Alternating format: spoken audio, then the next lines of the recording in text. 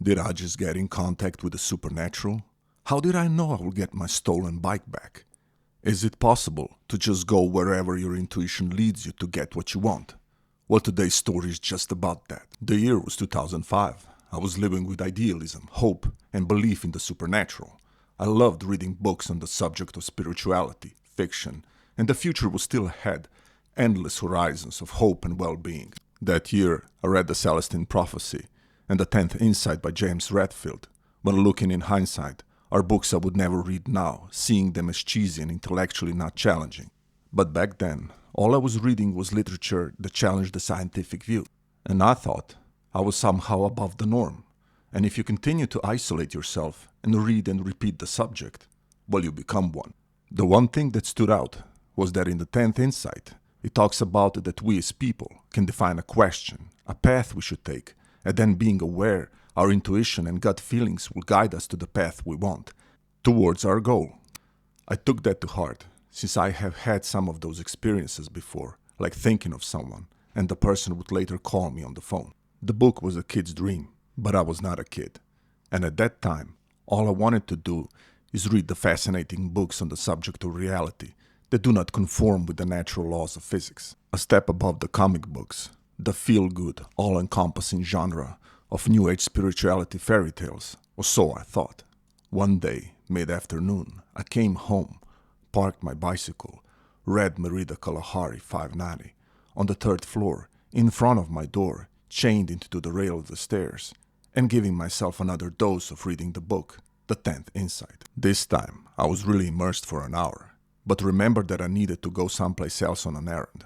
I got up, opened the door, and to my dismay and utter amazement, the bike is gone. At that time, I did not have much money, and that bike represented my several months' pay. It was just a bike, and at that moment, it was really personal, and the anger and bitterness I have felt is something I cannot relate with today. We value things due to the amount of effort it took us to get it, and today it's just transportation.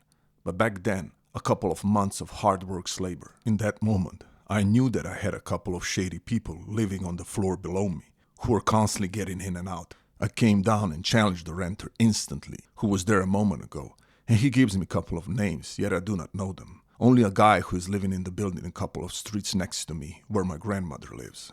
He had his cellar next to my grandmother's, and there I found foul residue, which led me to believe he's an active drug user. Probably needs to steal to support his habit.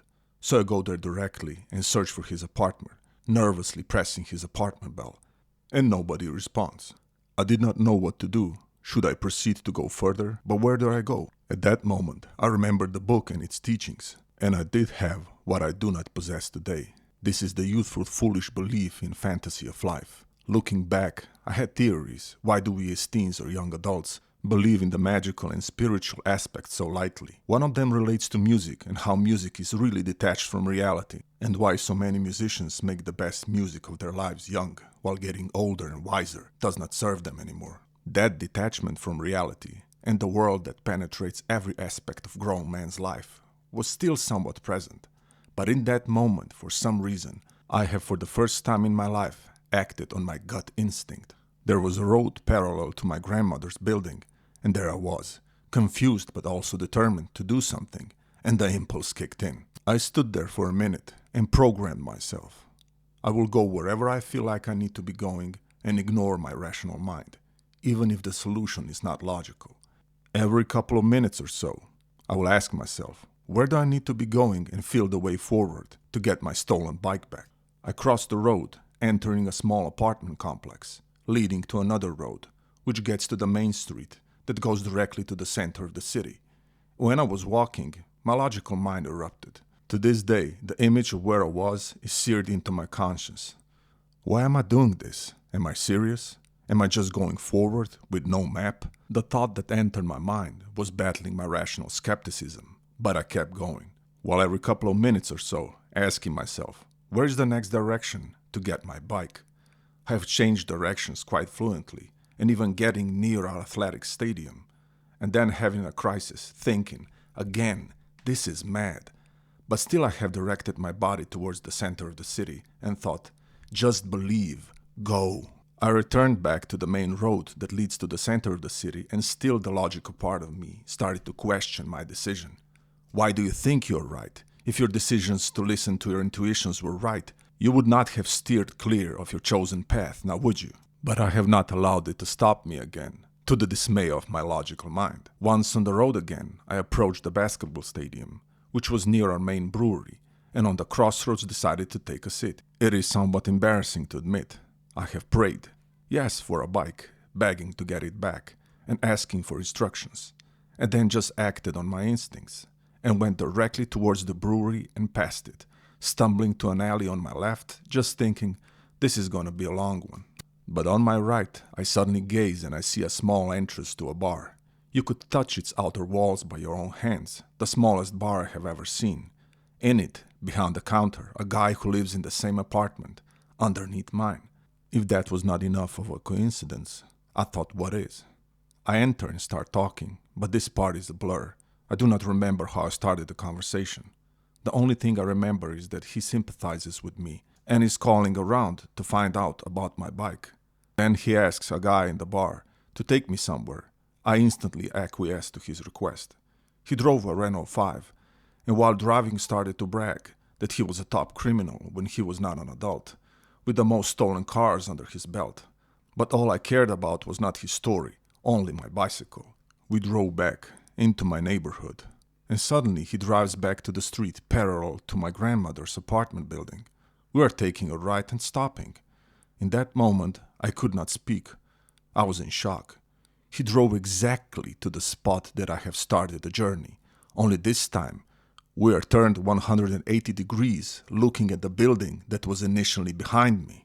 He says to wait and calls someone, and 3 minutes later a guy appears and he is pushing my bicycle. As he is coming towards me, he says, "Sorry, we did not know it was yours. And sorry again for the bike lock that was ripped off." I could not say a word, just accepted the bike and stood there all confused, knowing the start of my journey where I have said, quote, "I stood here for a minute and programmed myself. I will go wherever I feel like I need to be going and ignore my rational mind, even if the solution is not logical," end quote, was also the end of it, in the same place. I have called my sister, waited 20 minutes and then spilled the beans on what had happened, and she was initially also confused and mystified and then said, "Do not tell Mom." To this day, I do not know what to make of it. Would this work if the bike was stolen and shipped to another city? Was I really lucky, or did I actually connect with something else? Paranormal, God, my intuition?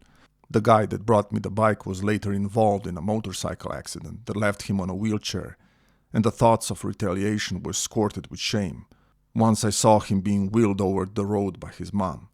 The only thing that was left were constant ruminations on why after all this time I was never really passionate on using the mindset or technique, whatever you might call it, but reverted back on ignoring it, or even dismissing it as a fluke. One of the reasons might be that it was already in my possession, and the laws of attraction state that you must visualize something and think of it as already yours. But that is really hard to do if you never possessed it.